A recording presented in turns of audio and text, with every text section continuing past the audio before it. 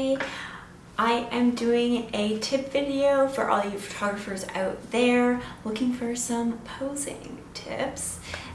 This video has got my 3 favorite poses to do. I do it with every couple, and I kind of explain why as I go through them, and you can totally take these and try them out. Now, I do just want to say a couple things before we get started. If you are new and you don't know how to pose your couples, it is important to make sure that you're still listening to the couple, reading their body language, and being really in tune with the type of couple that they are. Don't just throw any random pose at them, because I really think you are so skilled and beautiful and talented, and you can do it on your own, and you don't need posing guides or tips or helps or apps or anything like that. It's just a really good way to get the ball rolling. For me, I found when I first started and I started using posing tips and like copying other people's poses, it just really helped teach me how to communicate what I wanted better. But yeah, this is a great little inspo if you need a refresher on what you do with your clients, all that jazz. Hopefully this can help. Tip number 1, pose number 1, is what everyone calls the drunk walk. I don't really call it that, if I'm being super honest with you, but this is a really great one to get the couple started because it gets them moving, it gets them focused on a task so that they're distracted from the camera and you, because getting your photo taken is really nerve-wracking. And if you've ever gotten your photo taken professionally, which I highly recommend you do if you're a photographer, pay someone, do a trade, because you'll notice how nervous you get and how different things register differently, so that you can turn that around when you're shooting. But I find I get really nervous, and so this is the first thing I do.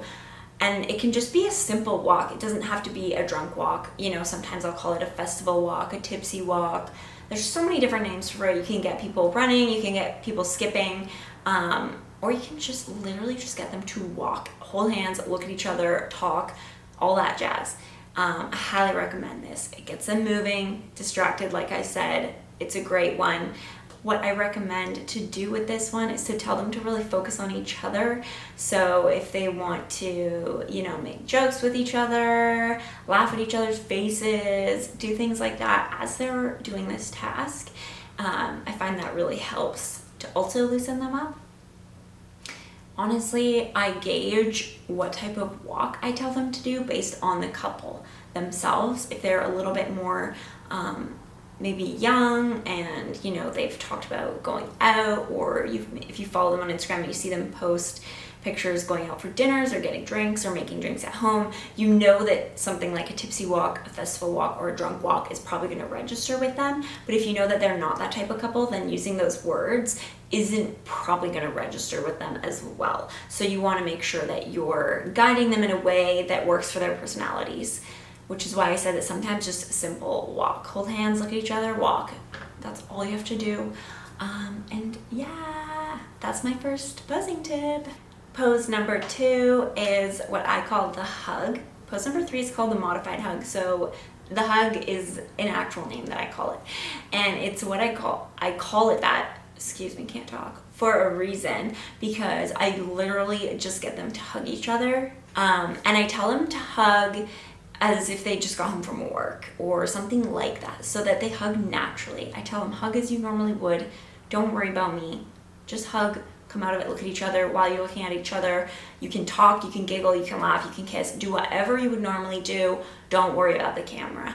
And this is actually not really for the photos I get. This is more for me to catalog in my brain of what type of couple they are, because some couples will come out of their hug and immediately kiss. Some couples will come out of their hug and immediately drop the hug. They're not as touchy-feely, cuddly. So you can really read your couple just by getting them to hug.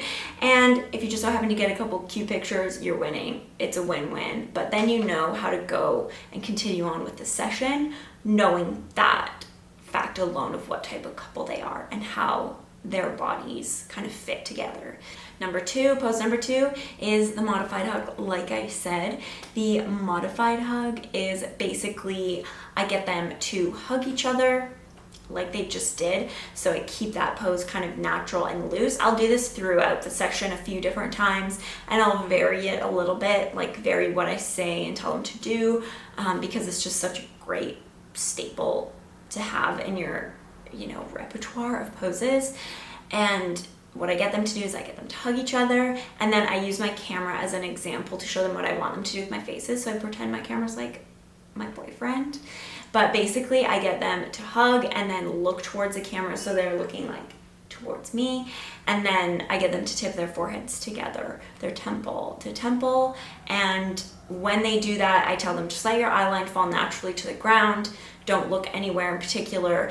And that is kind of the base for other poses. Then, you know, then you can, you know, prompt and cue them for a little forehead kiss, for a little sexy whisper, a little, you know, joke, something like that, to get different poses and reactions. But that's just like a great staple to have. Also, you can coach them through this hug pose to get them to look perfect. Make sure their feet are really close together so their bodies are touching, otherwise they look like they're uncomfortable. Make sure that their bodies are touching, like their stomachs, there should be no space. Even their legs, there shouldn't be a space. Their feet should be like, you know, overlapping. And this is just a great way to kind of coach them on those little tweaks so that they'll just continue doing it throughout the rest of the session. You can just say, guys, resort back to this pose and the way you're standing anytime you don't know what to do. The closeness, where your feet are, all that type of stuff.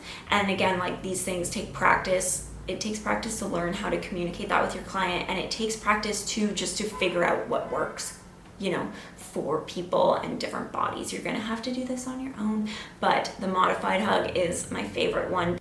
So guys, the final tip is to just have fun, you know, guide your couples in a way so that they understand you and they know what there is expected and they know what to do.